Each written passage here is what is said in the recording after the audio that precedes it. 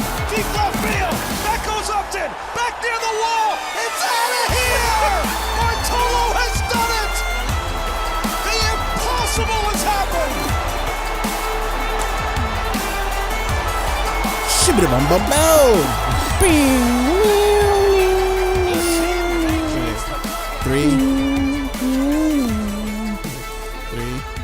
2. And here we have the superstar known as Shinsuke Nakamura. You can't see it. Can't see that. He did the thing. How Anyway, great guys, is he? Yeah, he's amazing. Is that fucking He's guy? fucking amazing. King of strong style. Also, the king of bat style. Bartolo Colon hitting that home run. Yep. That was sexy as hell. As you guys heard in the opening, the cold open to that. Oh my god. I'm going to do a versus. It's going to be that with Shinsuke Nakamura's theme. Oh, just as Mashup. like the lead up to it, and then when he hits it, that's amazing. All right, so hey guys, welcome to another edition of the Punch Out Podcast. Punch Out, episode I think 16. Doesn't really matter, but we're recording this. It doesn't even. Oh no, your hat, it's dirty now. Doesn't even. We are. Today is Friday the 13th at the time we're recording this. So. Oh wait, that's Halloween. That's nowhere near what we're talking about. So yeah, happy Jason Day to everybody, Mr. Valchris. Yay, son. Wherever he is out there at Camp Crystal Lake. So yeah, man, how you been? I've been really good, with the exception of I'm hurt, I'm cranky, I'm in a back brace, and things suck. Our right old now. boy is out of commission here for a little bit, which means go to twitch.tv/classic2089 and watch me play MLB The Show. Watch him play a lot of MLB The Show. A lot of MLB. Oh well, yeah. well this isn't going up anytime soon. But like tomorrow, I'm going to start my marathon run of the Uncharted's. I don't have 4 yet. This might be up in the morning, by the way. That's fine. I have 1, 2, and 3 to get through, and then wait, you have to play through the first ones too? No, I mean I've beat 1, oh. and I never, and because of like working at GameStop and like people talking about the games, I kind of never got through 2 and 3. Like I've beaten them halfway on the PS3, but I'm gonna really commit to buckling down and beating them. Someone at the job is gonna let me borrow the Nathan Drake collection, so I can play through them because I actually want to play 4, but I've never played any of the games. They're fun, man. It's a great movie. Yeah, that's exactly why I didn't play it. I'm not into movie games. I just thought of something. Okay, cool. No, so so I hurt my back. This goes all the way back to when I was moving my comic book collection into storage, which by the way I miss my comics, and I keep dropping my hat, and so it's been exacerbated by working at the place we work at. You know, those floors are killer. Yeah, heavy lifting of all sorts. And finally, like, I just couldn't take the pain anymore. When we went to go see Civil War, when we went to go see the IMAX version, that's where, like, I was like, okay, usually the back pain goes away and comes back and then goes away again. But this time it's just, like, it was just flat out. Then that Thursday night, it was very, like, apparent that something was wrong. Mm-hmm. And then secondly, I went out the following night. I went to go out to eat with somebody. And I wasn't feeling like correct, and I was like, all right, I don't think it's like me being like crazy, but I was getting like burning sensations in my thighs and all that, which I figured out what the fuck that was, and that's pretty scary. What is it? So I'll tell you, I'll get to it in a second. Okay. So you know, I hurt my back obviously, and I was like, fuck it, I'm gonna go on leave. I'm gonna go set an appointment to see a chiropractor, this and that. I called out 2 days in a row. I was like, I think something's seriously wrong. So I go to see a chiropractor on Monday, and they take x-rays. They're so super nice. Everybody's cool there. And they're like, so this is what your spine looks like. And I was like, oh, that's dope. First they showed my, like, kind of like my shoulder blades and like the bottom of my neck where the hump is at, because, you know, like I hunch and whatever. So it was a little bit of like, it's like kind of a normal neck and back spine kind of thing goes straight like this. Yeah. You guys can't see it from what I'm doing, but mine's was like that. Ugh. So that's why I have all the shoulder pains and I'm always tense in my shoulder and whatever. So I was like, well, fuck. So then the second thing is on my lower back. I shouldn't even be sitting the way I'm sitting. On my lower back, they go, so look at, this is your disc, and this is the spacing in between your disc. This is what it should look like. It's normal. All of this is normal until we get to your lower back. And there's a whole bunch of space in between your disc. And he's like, they're all compressed. And he's like, they shouldn't be like that. They should be spaced out like all the normal ones. So they were like, what's causing the burning in your thighs and whatever is the compression of your lower spine is pushing down on the nerves in your legs. Ugh. So if you recall, remember when like my dog got hurt? Mm-hmm. Like that's what happened, because the dog is a much smaller dog. So his back kind of inflamed and kind of pushed down on the nerves, paralyzed him. Same sort of thing where it wasn't paralyzing me, but it was giving these numbing, burning sensations. And like the way it was all explained to me, I was like, holy shit. I'm dying. Yeah. So they're like, we're gonna do physical therapy 2 times for the next 3 weeks. And in my head, I was like, yes, I'm off from work. But at the same time, like the thing that I actually needed to do, because can be completely honest, like I'm very stubborn about going to the doctor or going to see a chiropractor. Like I got my first physical too on the same day. And I was like, man, that felt good. And, it's good to know that if something's wrong with me, I can catch it now. Or if it's too late, fuck, God forbid. So they go, we're going to do that. We want you to ice your back down. We're going to put a case. We're going to put a brace on your back, and it'll do you good. So then we're like, today we're going to only take care of one thing, your lower back. We're going to massage it, give you all the things you need and whatever. So the dude comes in. He's like, oh, we need you to change into these weird, awkward, like, paper shorts. And I'm like, all right, cool. I'll do that. So then he starts massaging me. Like, this is where it gets really weird. So then I'm pressing down on my back, and then he's going to my lower back. Then he starts rubbing, like, the top of my butt. And I was like, this is kind of weird. Yeah, like, and then he's trying to talk to me casually, and I'm like, I kind of, dude, don't talk to me. It's like, no, you can talk to me, but... I'm going to picture Asuka right now. Yeah, just give me a second. It was just so weird, and I was like, all right, this actually feels good though. So then they put this they put a cold towel on my back, and then they put these like electronic sort of like, they look like EKG readers or whatever for your heart. Mm-hmm. They put it on my back and stuff like that, and they're like massagers, but they use like electrodes to massage you, and it was the greatest thing. Where I was like, oh, almost fell asleep. So then he comes in, and the doctor's like, I'm gonna align your back, and I was like, oh shit. So he fucking comes in. He's like, you ready? 3, 2, 1. I was like, cool. So he's like, cool. He's like, I want you to look at the wall and just take a deep breath. I was like, cool. So this and that, blah, blah. And I was like, oh. He's like, don't worry. That's just the gas that's in your bones, this and that. Don't worry about it. We're going to, you're all right. You're okay. I was like, yeah. And like kind of gave that nervous laugh. Like, yeah. Everything's going to be fine. So then he's like, ready? And I was like, no. And I was like, no. Oh, it sounded so fucking bad. Like, I don't usually cringe. I don't usually cringe, or I'm not kind of like really like antsy about anything. But that was the scariest fucking thing ever. So then they're like, we're going to give you this brace. Want you to wear it. It's a heated brace, so you can take the metal plate out and kind of heat it up. But at the same time, just kind of like keep your back straight with this, and we'll figure all that out. So I leave feeling good, by the way, except today I feel awful. And they're like, so he's like, oh, if it's uncomfortable, you can always adjust it, this and that. Now I'm going to show you what it looks like. Kind of looks like a fucking... a suicide bomber's vest. Yeah. So I get on the 6 train at Hunter, and I'm coming back uptown, and I'm like, oh man, this thing is like kind of killing me on the insides. So I go to adjust it. I pull my shirt off, and I'm just like, ugh. And my phone is in my hand, and I'm like, ugh. Just trying to adjust it, and some lady's like, oh my god, he's got a bomb! And I was like, fuck no. Some dumb idiot saw that and thought that it was a bomb. Some dumb dildo. No, she was like, he's got a bomb, and I was like, ma'am, first of all, don't cause any panic. That's insane. Yeah, that's what I'm saying. Why would you do that? If somebody's gonna blow themselves, they're not gonna say it. Secondly, I was like, it's a back brace, so calm your tits. And I was like, I don't want to be shitty. No, that's what I'm saying. That's fucked up. Like, why would you even shout that? So I guess nobody really cared. And they thought she was like being over exaggerated.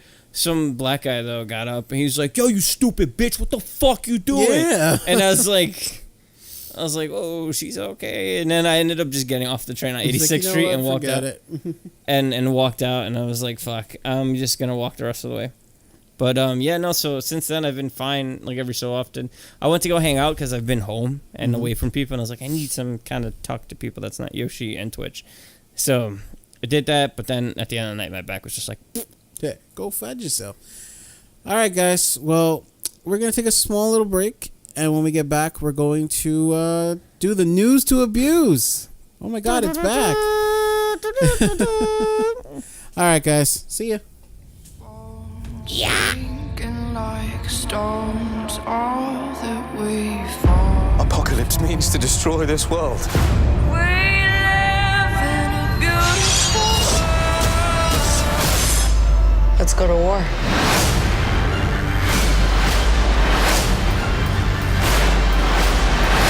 Everything they've built will fall!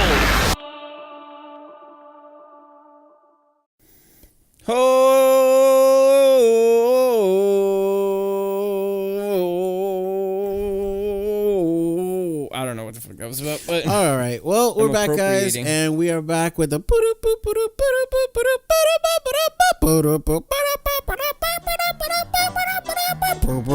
It's time for the news to abuse. We are going to tell you the news.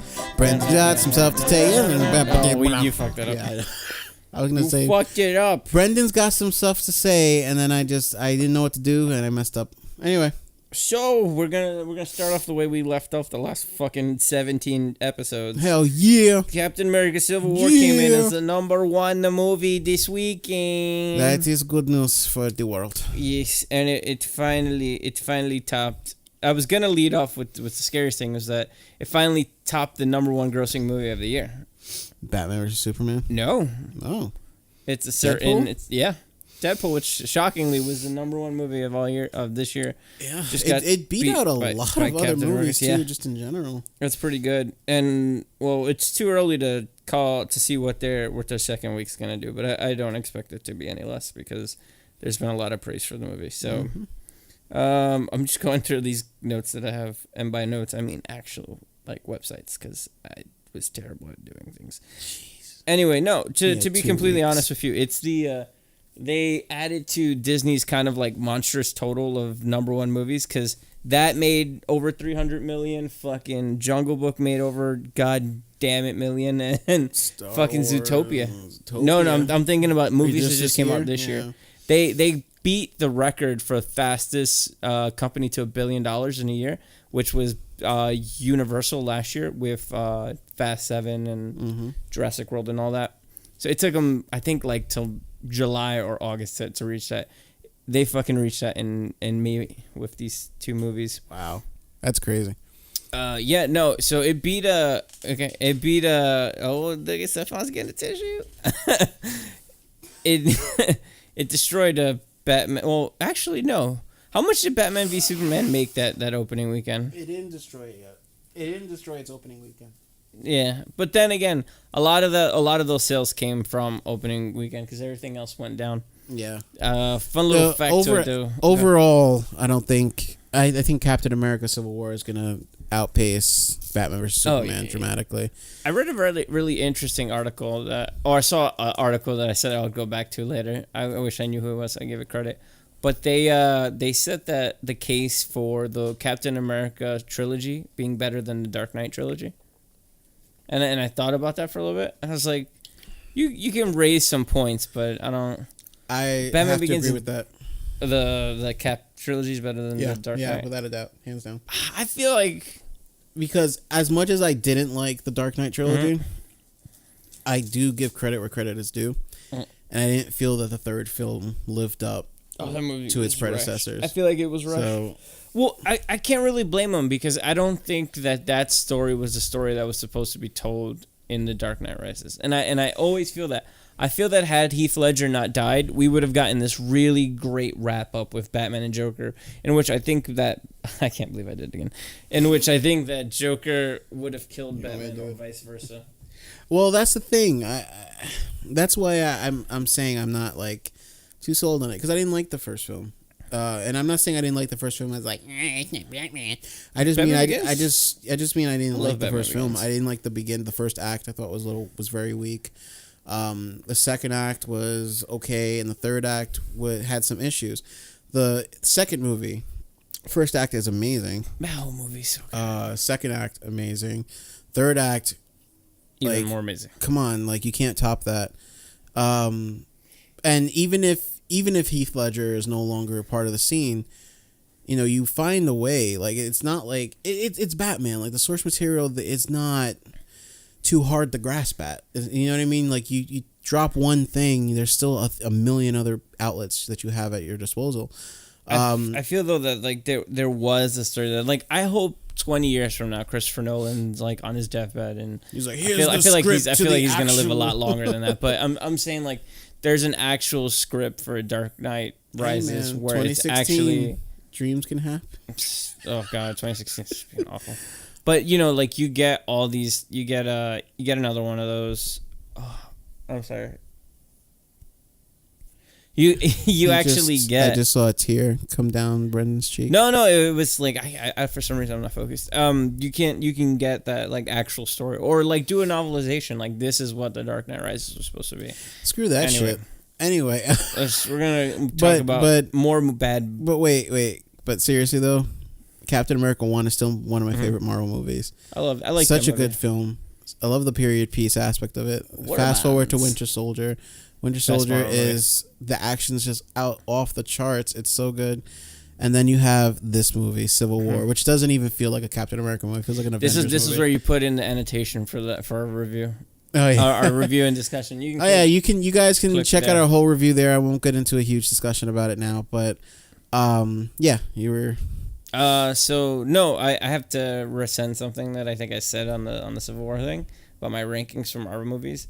I think it still is for me Winter Soldier, Guardians of the Galaxy, and then Civil War. Yeah. To me, it's Civil War, Guardians of the Galaxy, Cap 1.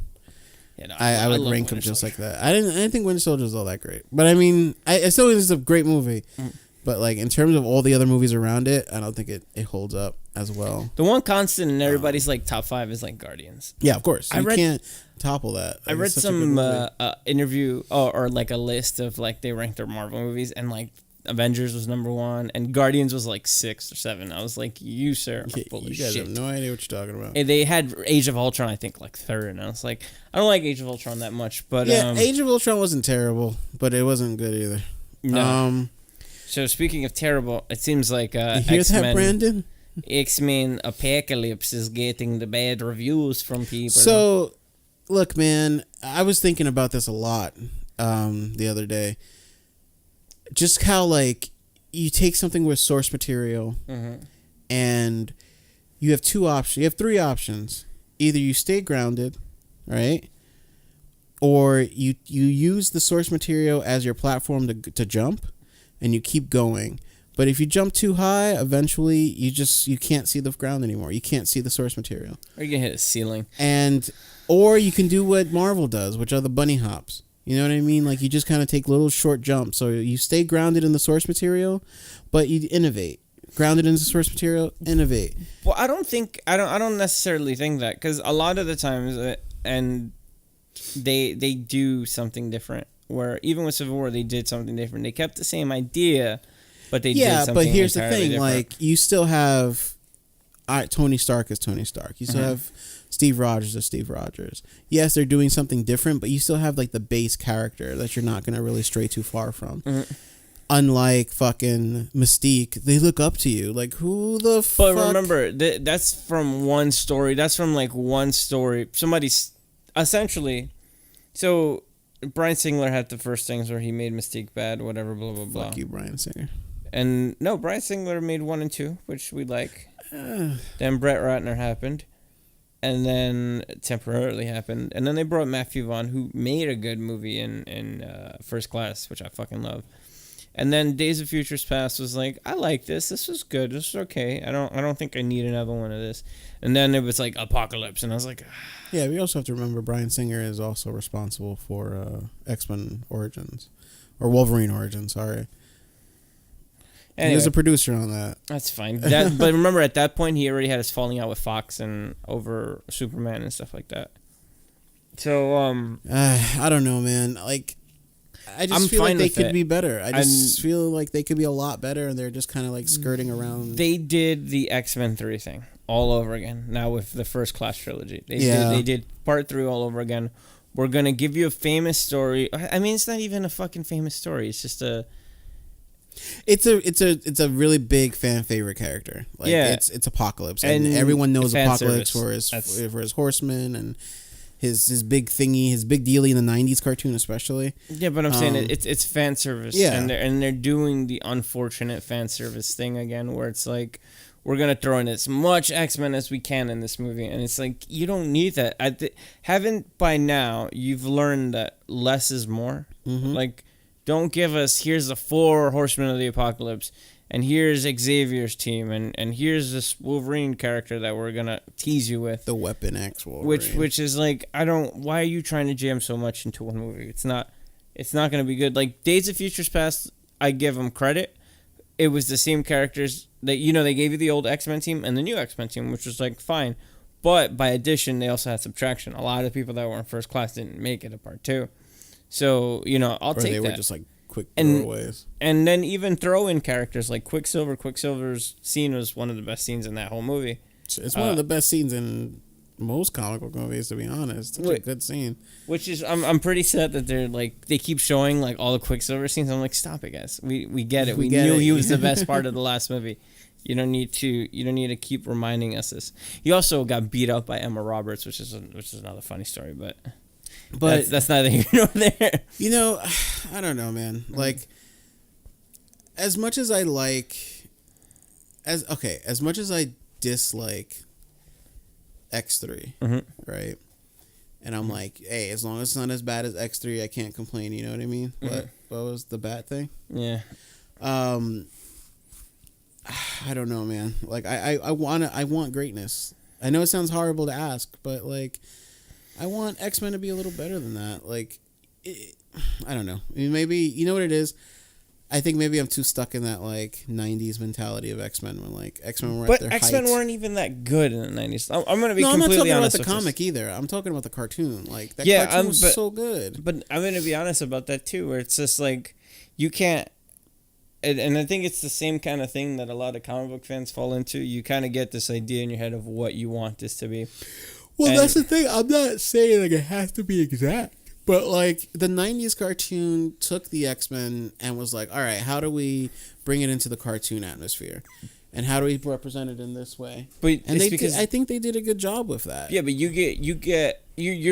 comparing like 2 hours of one kind of thing, and let's Oh, well, no, not 2 hours, because we're talking about like trilogies. In this case, there's a 4th movie. yeah, but I'm saying that So- took almost 16 years to tell this one big story.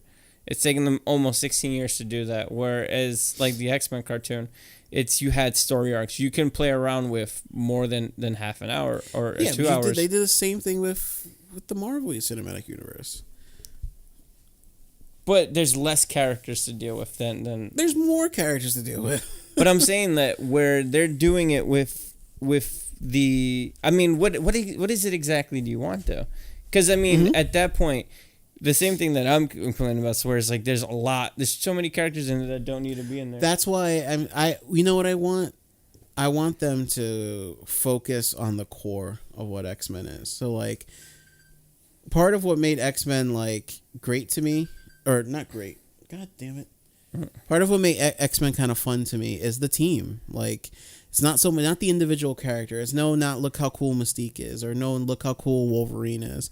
It's look how cool the team is together. Look how cool they are when they're actually performing well and they're out there fighting these crazy mutants. And when they're not, when they're at their worst, That's when why they're First fighting Class- each other. That's why First Class worked so well. Exactly. Like, I love that team and I love that dynamic.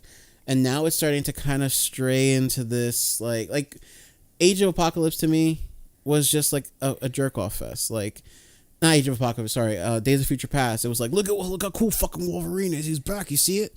It's like, yeah, I get it. He's fucking back. All right. Because, like, that plot was so weak. Like, it was like, okay, Mystique is a very popular character. She's tested and proven to be a fan favorite now amongst the moviegoers.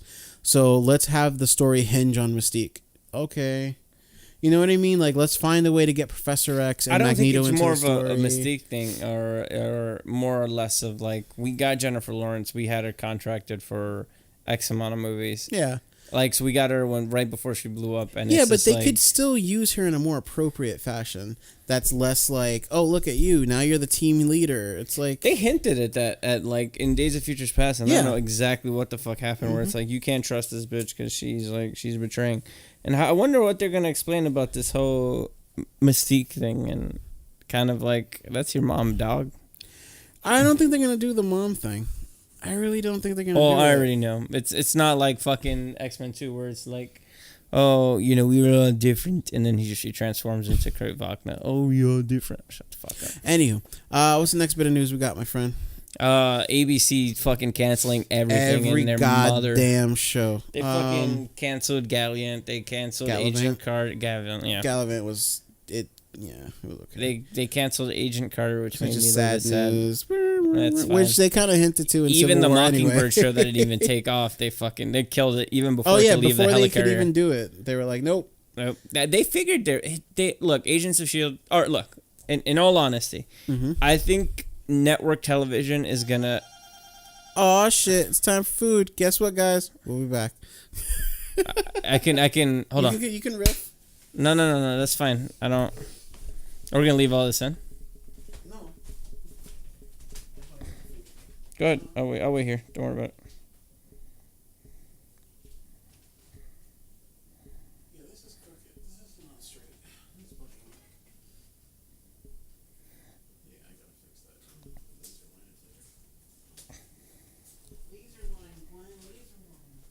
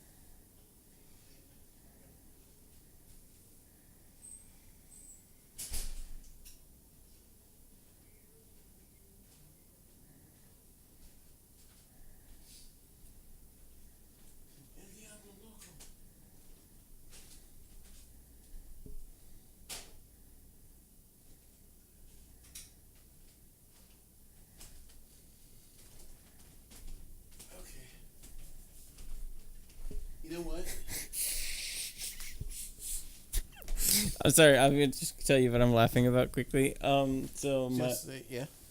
My friend's girlfriend's grandmother died, and he's on the forum that we have, and he's like, oh, she died, and since I'm trying to be all human and decent to her, I'm gonna just dump it out here. And then the first thing he's like, that lady was so fucking old, she probably witnessed the first original sin. I was like, oh, that's fucked up. All right, so I'm gonna actually rewind this a little bit.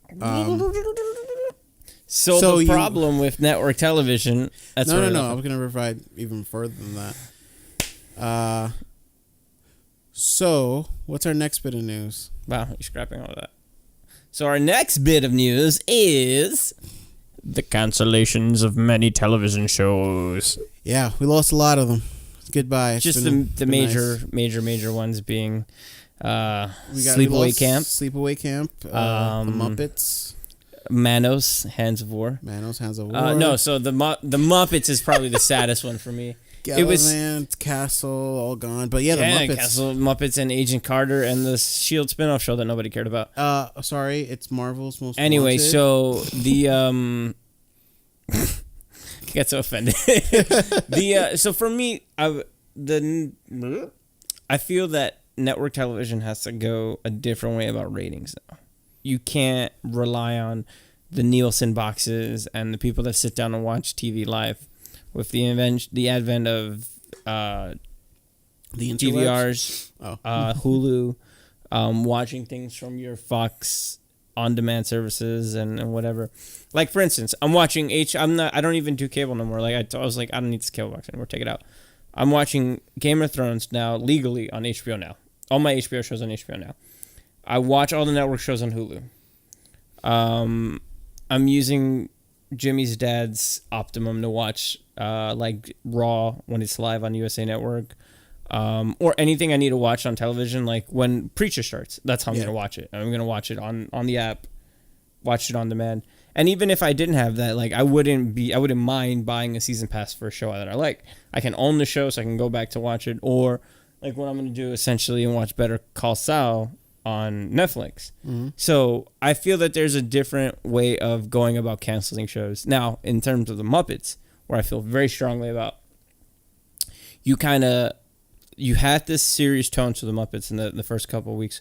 Kermit was depressed. It was like the Muppets were actually going through real life things where it's like, I like this. I like the seriousness of this. And everybody got super PC about it. Why the fuck is Kermit so... And this is such a first world problem. It's just like, Kermit's just like, why is Kermit so sad? I want him to date Miss Piggy. This show was marketed and intended as, this is the 30 Rock version of the Muppets. Yeah. Where even the Muppet Show was very adult and back in its day. And it's just like, you didn't give the show time to grow legs. You, halfway through the season, cut the order short and then revamped the whole show to make it more friendly. Yeah. And the first bit was in the opening. Like, the opening is Kermit comes in, he sees catering, he's like, oh fuck, I'm gonna get my day started. And then all the Muppets come in, all the problems come in, and by the time he's ready to grab a donut, there's nothing left. And then the show starts, he's like, well, it's time to work. And then now, when they revamped it for the second half of the season, Miss Piggy comes out and she's like, "Oh, Kermit, here's the cup." Yeah, like you never noticed that? No, I never watched it. So It's so good. Like, I would recommend watching that first season on Hulu. So anyway, so they didn't let a chance for that show to grow its legs. Like, it was starting, even with the revamp, it was starting to get like heart. They you know how they're like, kind of like when they rebooted it and the movie came out and kind of they tried to introduce the new Muppet, Rupert or whatever. He fucking disappeared. He never showed up on the show. And then the strongest thing that they had on the Muppets was the use of all the B characters, like Pepe and Rizzo and Sweetums and Fozzie. Like, they were fucking legit funny. Like, they carried that show so much. And then the greatest episode of the whole season is it was a show about how great Gonzo actually was at one point and how important he was to the Muppets, but they were like, you still got it. I don't know why you think you don't have it anymore. And it was like, damn, yeah, Gonzo is a fucking forgettable Muppet. Like, he's the great Gonzo, and he does all these stunt things, and he was like a main character in the 70s. And even when they brought him back in the movie, it was like nothing for him there. And then now it's a great episode that ends with Foo Fighters Learn to Fly, where he's like, I'm gonna do this Evel Knievel stunt. I'm gonna shoot from one side of the studio to the other through a cannon through the sky into the pool across the lot. And it really ends really, really good. So, well, you know what show, unfortunately, kind of maybe deserved its axe? Agent Carter. Season 2 got a little... They got too comfortable with what the shit they can get away from. I think, as somebody who was a really big fan of the first season, which I really liked, and they kind of made it like... And I hate to use the serum so badly, but they kind of like catered to the fan. They did fan service for that season, where it's like, she's a tough ass chick superhero, and it kind of like, look at her in a man's world, standing out. It fell into that trap of strong female leads. From the difference between, we're doing this because we have a great story to tell, and this is just, she's awesome because she's a female lead and she's a strong, positive female lead. And it fell into that kind of PC trap where it was like, we're just doing this now because just so you guys can be happy. Yeah. And it's sad because that first season wasn't like that. That first season was like, Hydra's still running around. You have this chick trying to kill her, and now it's just like, yeah. And then the way it ended was really flat. I didn't watch it. That goes to show you where I lost complete interest in it. I forced myself to watch it. I had to. But you know who else? You know what other show has a strong female lead? and also kind of hinged on that a lot. Supergirl. Yeah, Supergirl. So she is gonna get a season 2. Yeah. But it's not gonna saved her. be. Yeah, it's gonna be on CW. You know what though? I think that's the right call because it was getting the same ratings. If we're gonna play that ratings game, Yeah. it was. And the thing with CBS is they don't really have an on-demand service app. They have, I think, one. They have their own thing. Yeah, which online, which is awful. So like CBS, it was getting the same viewers on CBS that it would get if it was on like a lesser network like CW.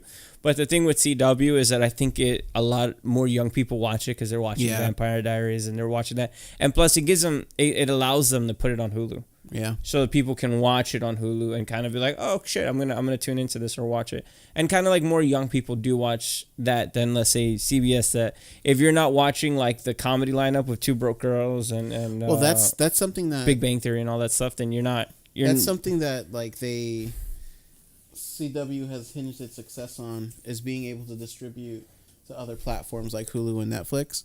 I give them credit, man. See, the WB/CW, man, they had a really great kind of going with like they have all these cult favorite shows like Felicity and Gilmore Girls. I'm trying to think of what was it, Dawson's Creek and all that stuff, and they had really good shows. And then even now, you know, they had Smallville. Smallville was on there. Supernatural is still big for them. Smallville was one of their big hits, man. Gossip Girl, like they have shows that have tenure. And that's they hinder on that. They don't do this like if you have low ratings, we're fucking gonna cancel you. Yeah, they keep them going as long as they can at least. And they turn out 10, 15 seasons, get this big following. Look at Supernatural's the best example of that. Like it's such a big show. Like I've honestly never heard anybody talk about Supernatural. I watched the first 2 seasons when I like- started because I was like, oh, that's the dude Clark kicked his ass so he could date Lana. And like they just did all the, but like that show's still going and it has a huge following. Actual Supernatural fans are like devoted to it. It's pretty popular. So yeah, those shows are gone, man. But Pour one out. some will come out. Some will still come out, and most of them are gone. Agents of Shield, man, they gotta fucking they better make this next season amazing because they're probably also on the chopping block soon too. I have a question for you. Why do you think Marvel can't seem to get the same success they do with the Netflix shows with the regular broadcast television shows? I think the main reason why is because Netflix is a lot more flexible. They're able to they're able to go outside of the bounds and get kind of like more feedback from not only Marvel but its writers and its directors. Whereas I feel like the TV show has to wrestle with the network. And I think that's where kind of a lot of stuff gets also hindered.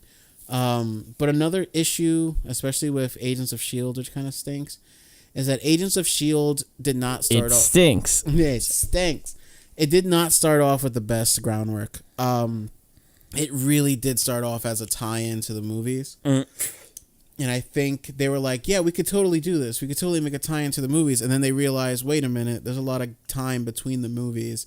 We have to fill that time with a story. What kind of story can we do? Oh, I know, let's do Inhumans. And let's work on that. That got scrapped. And that was not a very good storyline. It's still not a good storyline. I feel like that's the main reason why it. that got scrapped in the cinematic universe was because it's not going over well on the thing. But I also, well, I don't know. I really want to believe in that rumor that the reason why Inhumans got pushed back is because there's going to be some shifting of characters because of other rights they might be acquiring soon. But anyway. Anyway. Dude, as long as we get to see Galactus not be a cloud, I'm happy. Anyway. I have one more bit of... I get 2 more bits of news. Before we go on a break. I'll make these quick hits and then we're going to transition to some video game news because we haven't talked about video games in a bit. Video games! Did you see the casting news for Black Panther today? Lupita Nyong'o, a.k.a. Butthole Eyes from Star Wars, is playing the Panther's love interest in Black Panther. And Michael B. Jordan, the Human Torch himself, is joining his Human Torch brethren inside the Marvel Universe. Think about it, because Chris Evans is the thing, and yeah, they announced that Michael B. Jordan's going to be playing the villain in Black Panther. So he's going to be White Tiger? Who knows? No, White Tiger is the Spanish dude. You're right. Yeah, I'm stupid. But you're right. He's street level character. He might be in Daredevil season 3. That's cool, though. that Michael B. Jordan is getting another shot. And at the Marvel universe.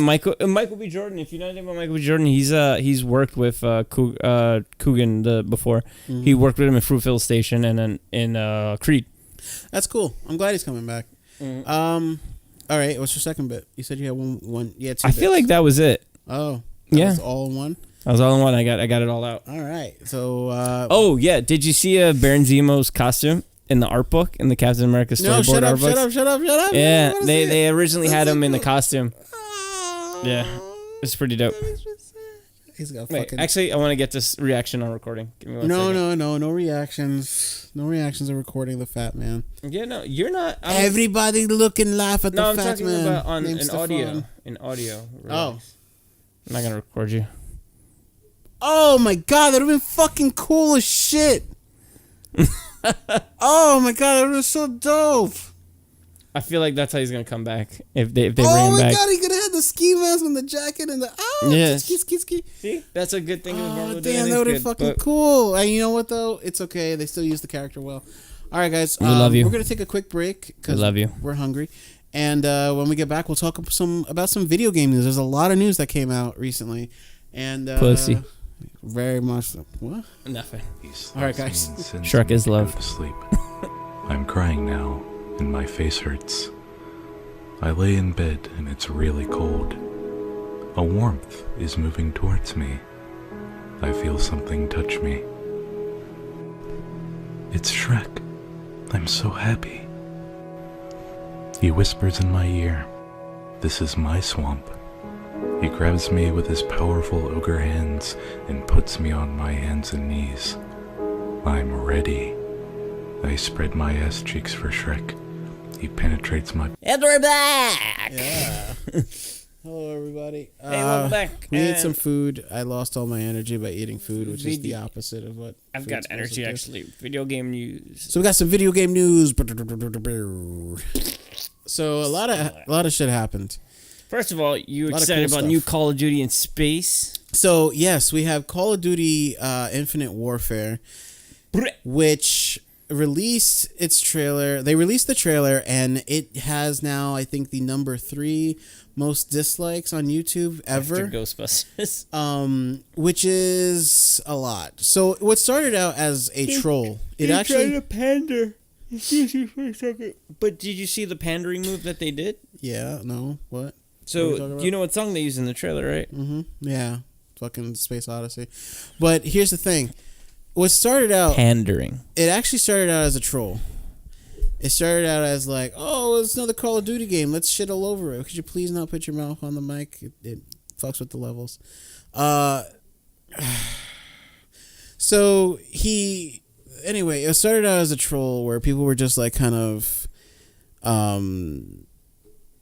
rating it down because they're like, everybody just rate the shit down. Let's just fuck with it. Actually turned into legitimate hatred. People were upset. People were upset about the use of Space Odyssey. People were upset with the generic Space Oddity.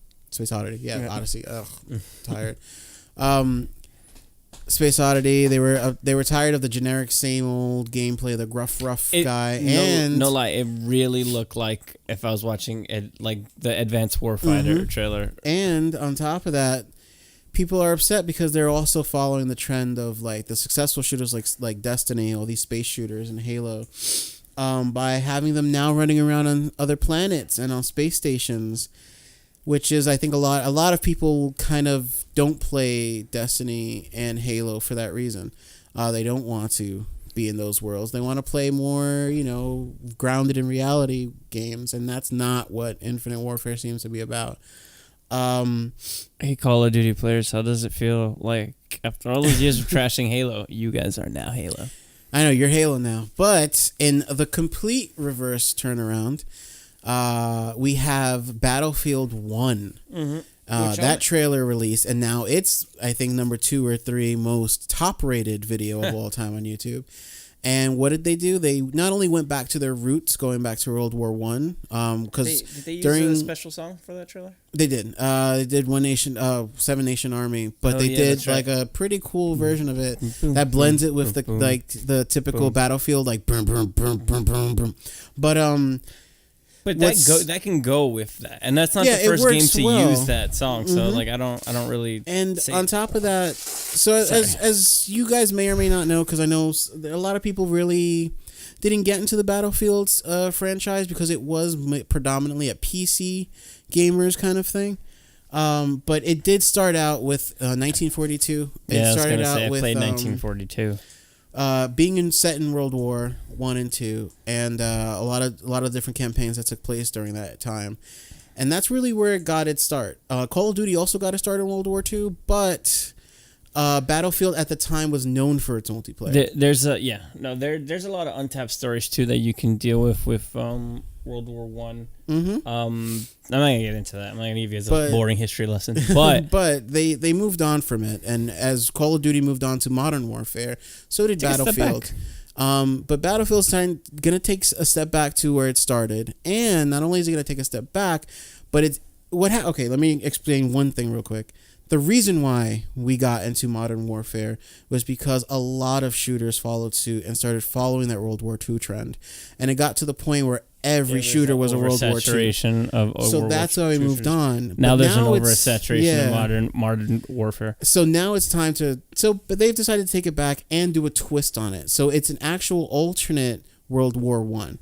So it's World War One with different kinds of weapons, different kinds of factions, different kinds of gear and equipment and tanks and all this cool stuff. But still kind of grounded in that time period. I can take that though. I'll tell you why. Because again, the Valiant Hearts did this really good thing, which was it wasn't really a first-person shooter or whatever, but they found a really good way to tell actual stories of actual events that happened in Europe during World War II, where it's like, this is not yet another World War II game. These are kind of events you probably don't know of or not as glamorous or popular. You okay? I was like, yes. I'm falling asleep. You gotta Yes, just keep talking. There's no there's no glamour to this game. It's all the depressing shit that happens.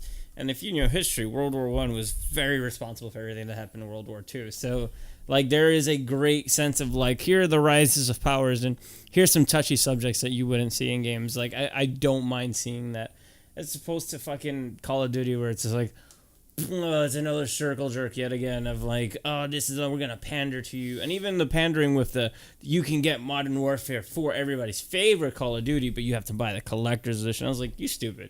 I was like, I would just be like, oh my god, and that's where the hate really started to get.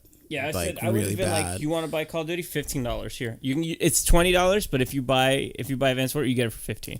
Dude, it's over $100 just to get the game and An older game with just better textures. They're a more successful game. Oh man, that's not good. Anyway, besides I that, don't fucking care about that because I like I said, I played 1942 and 1943 when they released it on Xbox 360, and I enjoy Battlefield games even in their modern take. Like, oh my god, Battlefield Frontline was so much better than Advanced Warfighter. I remember playing the beta and the fucking building coming down around me, and I was like, oh shit, and I'm like running and a building is collapsing next to me. dude, nothing But even then- replaces like 1942. Battlefield 2 is oh my god, Battlefield 2 Bad to this Company. day is still one of Bad the best Company games. 1 too. Bad Company was good. But they even have to go up against fucking even Call of Duty. Like, you look at their modern shooter, then look at the new Ghost Recon that's coming out soon, which looks fucking amazing. Where it's like Well, Point Blank, but except for, honestly, even with that exception, like I think the genre is already starting to collapse upon itself. I think people are looking for newer versions, new things to play, and they're desperate for it. I mean, even look at Division. When Division first came out, everybody was playing the Division. Everybody was fucking playing those that game. loot grind third person shooters have They're and starting even to Destiny. rise. That's the evolve point of the first person shooters. Like, nobody cares about solid, just straight linear first person shooters. Like, a lot of people will go, and the Call of Duty sales are finally starting to show it, where it's like, it's not the big launch event that's coming out every year. Like, the last two biggest IPs to come out were both Destiny and The Division. 2 new IPs, 2 new shooters, kind of the basic same thing, but Well, a little bit of extra news to tack on to that. The Division they came out with a statement. Not Ubisoft, but they've done others have done their research where like 90% of the people on Steam who have the Division and owned it have stopped playing. They haven't played in the last 3 because weeks. it's hit a wall. It hit Destiny. It hit the same wall that Destiny hit, where it took until they re-released new content, and even with Taken King, it took a year for them to kind of do that. But games have to start understanding that like there is a wall that you're gonna hit, and you have to keep it fresh. Yeah, but the thing is, like you said, but there are ways to just like circumvent that wall. I'll give a good example. It's a grindy kind of game, Phantasy Star. And Phantasy Star Online, when it was out at least, people play that constantly because you could keep going with that game. But I mean, there were only 4 levels. The same thing goes with Destiny and the Division. Like the minute people hit that wall in the Division, everybody jumped back into Destiny. Yeah, everybody either jumped back into Destiny or jumped onto whatever new game was out at the time. Look at. I'll give you 2 examples of not too recent like examples of games that were able to make their game fresh. And for the people that still played it gave them new content every week. When Borderlands 2 came out and they went through all their DLC packs and they finished their season pass, they did a weekly hunter thing where they would create a new creature, throw them into the game, and if you found them, you get like an exotic weapon, and you killed them, and every week it changed and it rotated in and out. Like they rewarded that. And then even now look at Halo. Halo 5 is doing the same. It's like, here's the new armor packs, here's these new rec packs. We're going to give you something new to do every weekend, or every month we'll give you a new update. And they're keeping to it, where the Division's like, all right, we did this one thing, that's it. And we have this expansion pack planned for 4 months from now. And when it comes out, you can enjoy it. Another good example would be like Fallout. I mean, Fallout is coming out with expansions. Not even expansions. They're coming out with these like just little extra packs, like the Automatron and I forgot what the first one was called. No, the Armatron one was the first one. Oh, then what this was the second one? This new one is like the point lookout. No. There's 2 before we get to Far Harbor. For her, There's the armor thing. There's the Automatron, and then there's that's it? No, there's 2. There's the one where you could build the robots, and then there's the other one with Mechanist. I really don't remember what they're called. There's 2 of them though. That's still they're but anyway, like they're adding content, and they also added Survivor mode as well, which just released recently, and that shit is amazing. I cannot wait to get into it. Anyway, let's move on from the shooters. Street Fighter. Did you hear the news about Street Fighter? Capcom. I got 2 pieces of Capcom news. Capcom says that Street Fighter underperformed. Yeah, greatly. Yeah. But then I think about that and I go, whose fault is that? Yes, they kind of botched the release of it. Yeah. But, it's not bad though. It didn't like sell terribly, but at the same time, they expected to sell 5 million copies, and then they ended up selling like 2.5. So it's just they tried. I mean, the thing is though, is that they botched it, but they had to come out with it at the time they did. It's unfortunate. It's bad planning, and maybe they could have. I don't know, but it does. I go back to what I said when we first talked about it. If you want to release a game for tournament season, release a tournament build for tournament players. That's what they released, but not at full price. I mean, they should have. You shouldn't release it at full price. Do what Killer Instinct does. You do the free model. You want characters, you pay for them. It's simple as that. You're gonna make your money up. What's funny though is that hurt Killer Instinct in the beginning. It didn't hurt him now, because Season 3 is like one of the most popular games on Xbox. That's what I'm saying. But it did hurt him in the beginning to have that kind of model. But that shit is not going to hurt something like Street Fighter. It might. Because the thing is... Well, the thing is that you have to remember that Street Fighter has a long lineage of games coming out with arcade mode, with this, with that, and with a full roster. That's what I'm saying. So, but if you're the casual player, right? PlayStation has so many units sold. They have 4 times the units that Xbox One sold. You're the casual player. You're on PlayStation Network. You see a little blip come up on the homepage where it's like, get your free copy of Street Fighter with these characters. Oh shit, I like that character. I want to buy that. I'm gonna buy that. You charge $2.99 for each character. You're looking at what 30 million characters being downloaded. Then think about everybody that has a tournament gonna download those characters, and so on and so forth. You make your money back like that. I feel like that would kill Street Fighter if they did that. That would not kill Street Fighter. I really feel like that would kill Street Fighter. It's not like this is. I feel like with Killer Instinct that was a good model, because Killer Instinct wasn't a series that was in everyone's like head at the time. Like Killer Instinct came out a long ass time ago, and the only people that know about Killer Instinct were the people that originally played it. So like having that, like, well, look, here's this free game called Killer Instinct with these characters that you can get if you want. Then it's like, okay, I'll give it a shot. Oh, it's actually pretty cool. I want this character now. I want this. But character. it's not like you're not gonna sell the disc version eventually, because you do the same thing. You sell this untapped version of it, and when you're ready, you sell the full version of the game. Yeah, I know, but I think they were trying to ride that Street Fighter hype. But it would still be Street Fighter hype, because you could do the same thing. Because the same people, again, like if somebody's not on the PlayStation Network, it's like, oh, okay. If they see a big marketing push for it, they go, you know what, maybe I shall buy this. But now look at the drop for Street Fighter. There's almost no hype for it. Almost nobody's playing it online. It's like cool. And then it's just like Street Fighter 4. Nobody played Street Fighter 4, but Street Fighter 4 lasted a lot longer than Street Fighter 5 did. What are you talking about? Street Fighter 5 just came out. No, I know, but I'm saying that we're like that hype for a couple months, where it was like all throughout the summer, even all the way up until Ultra. I don't know. I think time will tell for Street Fighter 5. It didn't start well. That's for damn sure. Also, speaking of that, Capcom's #1 franchise, Capcom's #2 franchise, seems to be getting a reboot pretty soon. What? Resident Evil. Oh man, they need to stop with that. Well, they're testing the waters with the re-releases of 6. You know how they're re-releasing everyone backwards? Mm-hmm. That apparently the countdown is supposed to lead up to a new Resident Evil announcement. But they might just scrap it and make it a new survival horror game. And even they'll just call it Resident Evil Biohazard, which would be interesting. Combination of them. I don't know. I do think if they do the whole reboot, they really need to reboot. Like, stick to it. Everything. Yeah, and just go with it. Because I think we're as much as we love the iconic characters of the franchise, I think it's getting a little old to see them kind of becoming what they're becoming. Yeah. But then too, look at the landscape of survival horror games with like all these Steam games, like Outlast. Mm-hmm. Outlast is probably the scariest fucking game that's out right now. Or you can just get one guy who's coming out of MIT and it's like, oh, I made this horror game while I was at MIT. Like at Five Nights at Freddy's. Like they need to learn hardcore from PT.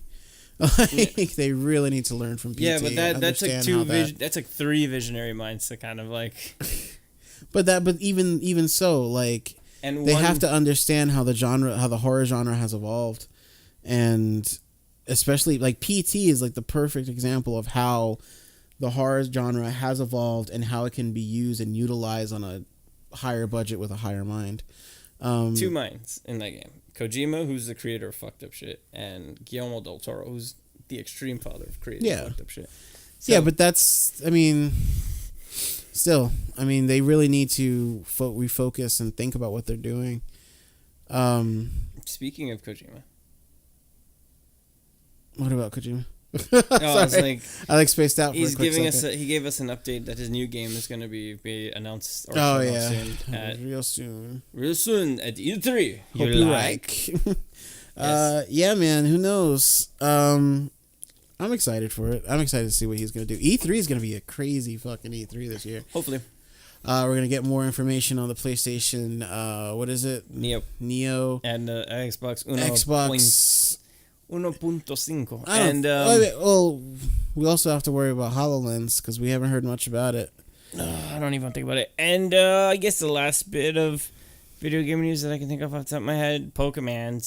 So Pokemon has its 3 new starters. Dayman and Nightman.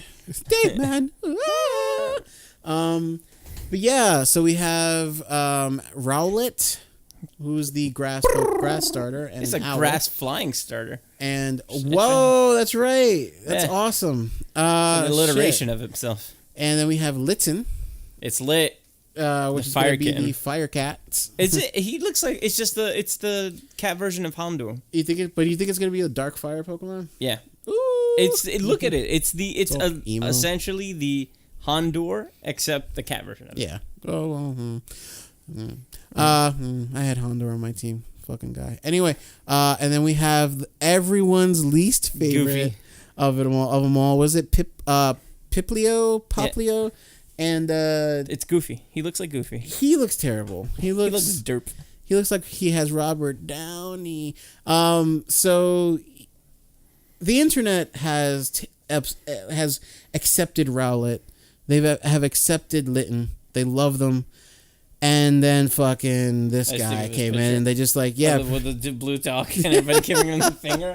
I'm like, that's so fucking sad. So everybody hates this fucking Pokemon. Some people like it. I hope that Pokemon is OP as fuck. Dude, like you said, man, that third evolve is probably going to be insanity. Or his Mega Evolution is going to be insanity. It's just a big middle finger to the internet community. Just like, fuck it just you. turns into Shinsuke Nakamura in blue. Just fucking starts kicking people in the head. Strong style Pokemon. That's You pretty imagine funny. its type goes from like water to strong style? It's like, what? And then it's just like... As soon as it starts, look, Piplio's evolving. Doot, doot, doot, doot, boo, doo, doo. and it's just coming out in your game. All of a sudden you look and your hair's cut like him too. Like, oh shit, I'm cool. So yeah, that's there's some other like minor little things. Disney Infinity canceling their line. That's pretty fucking sad. Which it's weird because they kind of did this weird thing where they announced some big stuff like, oh, we're gonna have Rogue One Disney Infinity figures and Civil War Disney Infinity figures, and then they were like, oh, the last two big sets to come out are fucking Finding Dory and I feel like there's another Disney movie that's coming out in the next They couple were months. gonna also do Alice. They were also gonna do Zootopia as well. I would have bought. No, that. I think the Fox is out already. Yeah, I want the bunny. I think you gotta look at it. I know you want the fucking bunny, you sick I want to freak. fuck the bunny. That's You weird. can't fuck the rabbit. Holy shit! I was just thinking about something about Disney, right? So they broke those records, right? Mm-hmm. And they still have Finding Dory, which is gonna fucking make tons of money, Tons of money. and Alice, which is gonna Buttloads. make tons of money. So Actually, I don't think it's gonna be as big as you know what happened? Disney realized and Rogue One. that they're making so many good movies now that are gonna make so much money that they can finally stop printing their own money. They stop printing Disney dollars. Anyway. Oh I'm my surprised God, none of and those then Kingdom Muppets. Hearts? I'm surprised that the Muppets never found their way into Disney Infinity. Nobody fucking. You know what? Dude, nobody likes the Muppets anymore, man. Get over it. Yeah, The Muppets were cool. I mean, they're cool in our hearts. Don't let the nostalgia goggles fool you. You ever seen that? Oh Jesus, that's lost again. Have you ever seen the Stanley, Jim Henson epic rap battles? Mm-hmm. Yeah, and how it ends. All right, guys. That's our video game. Well, there's one other thing. Last thing I want to talk about with the video game news, actually. If you haven't already, and I hope you do, please play Dark Souls. All right, guys. Hey, has Cuphead come out yet? No, it's coming out soon though. I've been like Local, and guess what, my friends? Local couch co-op. That's gonna be fun. With I'm excited about that. with future plans for online co-op. But it's going to be a traditional I game. am excited for Cuphead. All right, guys. So we will be back. We're going to have our discussion about something that is very sentimental to Brandon's heart. All right, We'll be back.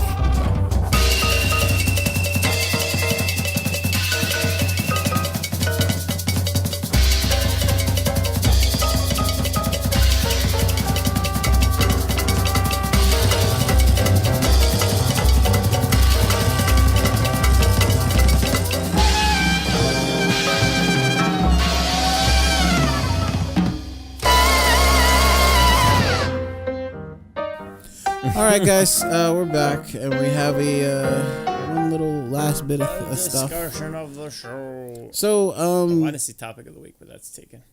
okay, let's call it the thoughts of the week. No, the Brendan's- anecdote. No, The soapbox. Go ahead.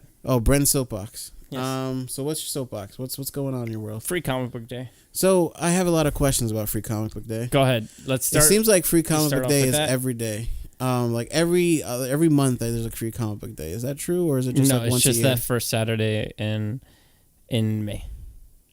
You're sure? Because I'm I positive. feel like every I am fucking positive. time I hear It's Comic always Book the Day. first. It's always the first So Saturday. what is the big deal of Comic So Book Free Day? Comic Book Day is all the publishers and all the things. Yes. They print a special comic or two or three to kind of get people to come to the stores and, you know, get people to read. Like, that's what the first free comic book day was Nobody about. reads anymore. You come in, you get your free comic book, maybe you come to the store, brings you back, so on and so forth. So now a lot of the big two, Marvel and DC, would put like major key 0 issues for the big launch. In recent years, they've been doing like, if there's a superhero tie-in, movie tie-in, they'll throw the book. So 2 years ago it was like Man of Steel. They did one of those.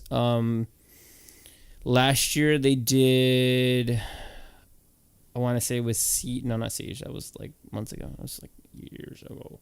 Infinity. I think they did like Infinity issue 0, some shit and so on. So this year they did Civil War 2 issue 0. And then there's like, oh, here's the big 3. Here's like a trinity. You should read number 1 of Batman, Wonder Woman, Superman. They did a reprint of Suicide Squad, so on and so forth. And it's sort of like this, we all can do it together. Then there's some companies that actually put work into their books, like Bongo. And that was the chair. Bongo puts out like the Simpsons thing, like for free comic book. They'll do like a 40-page spectacular. And same thing for Archie Comics with Sonic and stuff like that. A couple years ago, they gave the Sonic Mega Man crossover. That was the number 1 was from Free Comic Day, so that was pretty cool. So yeah, that's about it. Do you have another question? Oh no, that was on my only question. So yeah, really. so there's that. So I feel that now Free Comic Book Day, for me, from being both a fan of it and working on it on two sides, whether it was the big business side for Midtown and the small side for Manhattan Comics. And I feel that as sometimes Free Comic Book Day is hazardous to a store, depending on who you are. And other times it's good. Like, I've seen it in the small store where it was really good for us, where people came in, they bought stuff. But at the same time, some stores, they don't order enough of the good things, and they don't limit, like, the eBayers. Yeah. They don't limit what they can get. And Man, sometimes we can have a whole fucking discussion on eBayers, but continue. secondhand dealers. Secondhand dealers. And it's a pretty shitty thing. Like, I feel that if Free Comic Book Day is for, you're trying to get new readers and you're seeing the same regulars, do that.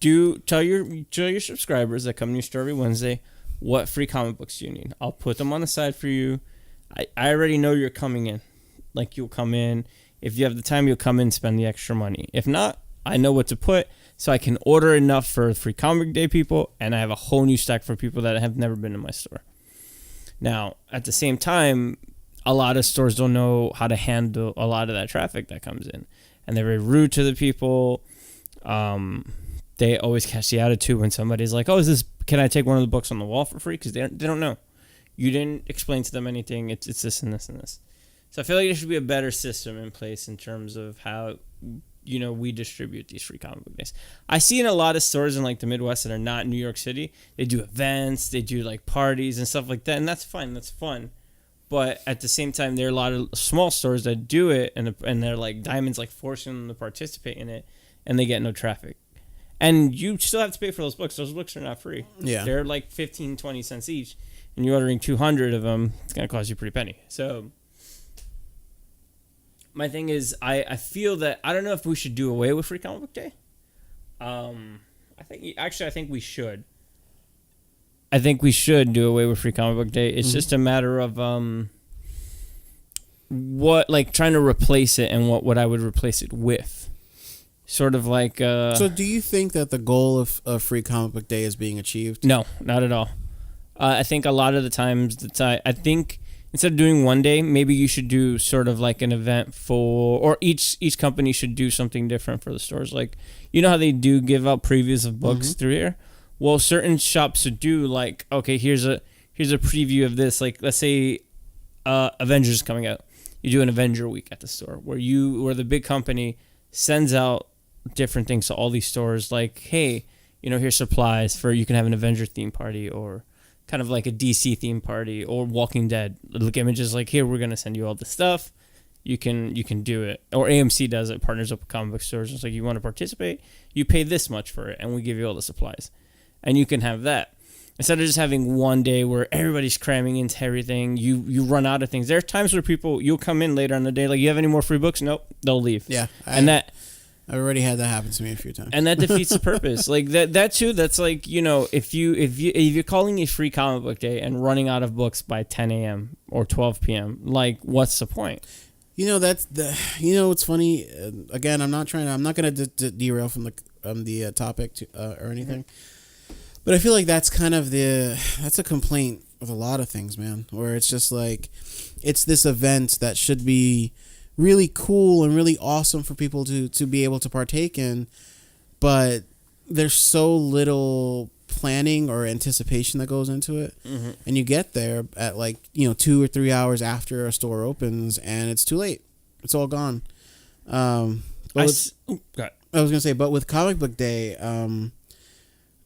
I've had that happen to me before, where like I go to the store and I'm like, well, there's just free comic book day that they're releasing for free comic book day. I really want it. I would love to get it. And I get there and they're like, oh yeah, it was gone like in an hour or two. And it's like, fuck, dude. That doesn't make any fucking sense. You know, and again, it's secondary dealers, maybe just not ordering enough or whatever the case may be. It blows. It really blows. And I know to your point, to your point about the parties and stuff, because I'm on like some groups on Facebook and stuff, and I've seen some of these people. They're like, happy free comic book day, and they take a picture of their local store, and their store has like all this shit up, and they're getting ready for this whole event of free comic book day. And then I see the stores here in New York. They don't do anything. They don't even give a fuck. They're just like just take it and go. What is like Hell Yeah Comics, which is Franco and Art Bazaar, the guys that do Tiny Titans. Yeah. They do a free comic book day, and it's fucking amazing. It's like, you know, and they're a small shop out upstate, so it's just like, it's kind of like why I want to run my shop again, and I would love to do that. Like, now I have this idea. I feel like I shouldn't say this idea on mic, because it just the paranoid person in me is like, they're gonna steal it. But kind of like I'll tell you the main idea, because I'm pretty sure we're still at. It's like the main integration of what we do, and then doing it from a store would be fucking amazing. Like, but anyway, that's neither here nor there. But you can, and it too, if you're a small run comic book store that you know you're not supposed to be going up against Midtown, or you're not trying to go up against Midtown, you know that you can create other events, generate excitement. I heard that too. What happened? I heard that. No. Too. But no. You can generate buzz and excitement and partner up with different places to kind of be like, hey, we need more readers. We need people to get into our stores. Not we're going to harass them. If this is their first time here. Hey, man, do you want us to subscribe to our thing? And I know I'm being very hypocritical about that, especially. Well, here's my question to you. Okay? As the former owner of a comic book store, and potential future owner of another comic book store, what do you think is, I won't say foolproof, but what do you think is a good idea, a good strategy to get new people coming into your store, or to get new readers to pick up these books? Because free comic book day was kind of an approach at it, and maybe it's kind of been twisted and torn throughout the years, but what would be a good alternative to free comic book day, for that matter? It's the kind of idea that I gave around, as a small store that you don't have that many resources, and not do special theme nights, like screenings, you know, like kind of be like, oh, hey, while The Walking Dead's going on, we watch The Walking Dead on a projector in the store, in a comic book store. Like, there would be Walking Dead cupcakes, this and that, blah, blah, blah, and X amount % off Walking Dead merchandise. You know, that's a great way to get people moving. There are the compendiums on sale. You know, there are the compendiums on sale, the trades and stuff like that. You know, do giveaways. You know, it wouldn't hurt to do a raffle where it's like, you win every volume of The Walking Dead. You know, it's a $5 raffle. Know, it would be cool to have Neutral Grounds, but the comic book version of it. I miss that place, Neutral Grounds. A lot of people such a fun do. place. But it's and then it was ran horribly, but it was a fun place. What the other thing too is kind of find make it more kid friendly instead of adults and the teenagers here. Like, I know you can't really control that, but there's you know how much you're gonna get in. say make a kiddies bag, put all the kids comics in there. You know, it's so easy to kind of monitor what you're doing for Free Comic Book Day. And you know what? Maybe throw a toy in there. Figure you're not moving. That's appropriate. Or like a pop vinyl that you've been sitting on. Like the fucking like Penguin of Madagascar when you're sitting on it. Just throw it in the bag. And then somebody's going to be like, oh shit, man, I got a free thing. Maybe I should go back to that store. Or you maybe want to go back and buy books or stuff. You know, throw in those Century legends that no one buys. Make a book club. Like there's so many. I feel that a lot of comic book stores are going for a gimmick like that are not the big name. Like right now, I would say the two biggest names in New York City are Midtown and Forbidden Planet. Yeah. Because St. Mark's is, you know, whatever niche product. Jim Hanley's been here forever, but again, it's in a smaller spot. It's out of the way. You know, they got kind of like free advertisement when Doctor Strange, when this dude went in there's Doctor Strange. Benedict Cumberbatch. Yep. So, and I'm not gonna mention anybody else, but you know, no, I was gonna say, so you think that keeping, I mean, I agree with you. I mean, keeping a comic book store relevant, you know what I mean? Keeping it within the forefront of what's happening within that industry. You can stay fresh. You can do new things, and at the same time, keep doing the things that make comic book shops friendly place to shop at. Make it a friendly environment. Don't let people I don't know. There's some people you have to understand when people go into a comic book store, they kind of want to be left alone, and when they're ready to talk to you, they'll talk to you.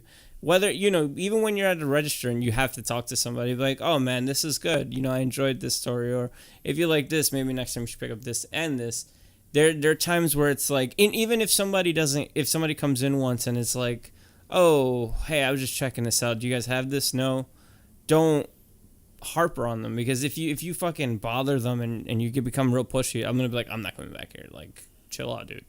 Because you never know, somebody might say no one time and then come back another time. And do you think part of the problem is a little bit of that nerd cynicism, where it's like, you know, someone comes in and they're like, not anymore, because those lines are blurred now. Okay, you can't nowadays. Like, if you say I'm a nerd, you're really. That nerd cynicism now, it's more the people that are reading comics digitally, who don't want to go into stores, who don't want to talk to people, they'll buy everything online. Like now, I think sort of like besides the hardcore that still go to the shops, like it's the people that just came out of Avengers and it's like, oh shit, I gotta buy a trade, and it's like, yeah, no, I'll talk to you about that. Yeah, I can sit here and bullshit talk to you about 15 things that you're wrong about, but if you're buying that book, you've earned your right to fucking be here and talk wrong. Am I gonna shit on you for it? No, but. You know, even think about how some dealers are at Comic-Con, where it's like you come up to them, some of them are not friendly, they don't want to cut deals, they're just fucking miserable. And I'm like, why be here then? There's no point in being here. Like, if I'm fucking doing a table at Comic-Con, I know it's stressful, it's fucking high traffic, but I'm going to try to bring people. Those people that fucking sell dollar books and they look like they have so much fun selling those cheap books. Like, I don't get it. The people that are selling $600 books are mad they're not selling $600 books at a convention. You know what's really funny about that? There is so you know, I collect figures. Everyone should know this. And when I go to Comic-Con, that's usually like my number 2, number 3 thing to do is to look around and see if I could find myself a nice collectible, or some like loose figure that's laying around. So I go around and I look at Legends predominantly and some other import figures. This one booth, it was really cool. Even though the figure he was selling was kind of a little overpriced, but it is a rare figure. It was nice because as we're talking about the Legends figures. We're talking about the old ones, the way they've changed in design over time, and the direction for these Legends. And you know, it was nice. It's something that you're right is kind of starting to disappear, where you don't have that friendliness anymore when you go around into what used to be a welcoming world. I'm curious to see this New York Comic Con coming up. How smaller how smaller the retail side of it's going to be, with the exception of the big booths and whatnot. Yeah. But. Well, because it seems to be getting smaller and smaller every year. Every year, yep. With the exception of like Zap and a couple other dudes. It's just like,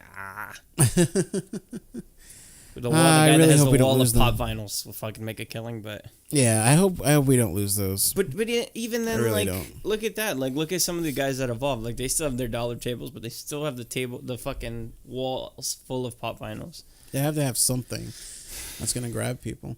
You do it. You just gotta be smart about it, and you gotta think about who you're bringing into your store and who you fucking have running your store. And I'm not trying to say anything like in particular to any store or anything, but I'm just saying, like, yeah.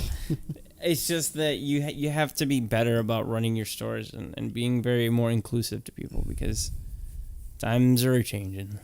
Times they are changing. Yeah. Rotten Burgundy's never heard that song. Thinking of that song, that part in the first anchor one. Well, my friends, it seems like it's about that time to be hitting the old Dusty Trail. The snooze button. So, as always, thank you guys for tuning in. Like, share, comment, subscribe would be nice if you really did. We'd like to hear your thoughts about what you think about Free Comic Book Day, or even just the state of comic books in general and how they're sold. What's the last time you bought a comic book, a physical comic book? And what is it? I'm curious to know. Also, you know what? I have a weird question before we leave. Butt sex. No, not butt sex. Weird question. What comic book do you always go back to when you're feeling down? Oh, wow. Man, what's the last thing that I reread? I will have to say... Wow, I don't even remember. What? How about you? You're looking at it. That Hawkman? Mm-hmm. That Hawkman, the number one? I like his solo books. I mean, they're not good, but they're entertaining. They make me happy. The Matt Fraction one. I think that's the last thing that I've probably rewritten a few times, and most recently Civil War, and Saga. You know what else? You're gonna think I'm an asshole for this? Actually, I do have one major one that I always go back to. Kingdom Come. Ah, yes, Kingdom Come. You're gonna mock me for this one. Deadpool Max. That's fine. Actually, that's kinda good. like That's it. actually really good. Honestly, that's the last Deadpool story I actually enjoyed thoroughly. One more that I just remembered that I can go back and read. Any of the Brian Bendis Daredevil. Oh yes, yeah. Oh yeah. I can read that. I can read that. Like that's a fucking totally crackhead. for you, man. All right, guys. Yeah. So as always, I am Stefan. Yo soy classic. Follow me at twitch.com. Sorry, twitch.tv/classic2089. I have cool stuff there. Follow us. Watch us all our other videos. They're gonna come and pop up and take over the screen. Just click on one. See, like Brendan likes giving me extra work. I do. All right, guys. Because I'm paralyzed and I can't do shit. Wow. And as always, Brendan won't be clocking back in anytime soon. Foot of the sea is better than anything they got up there.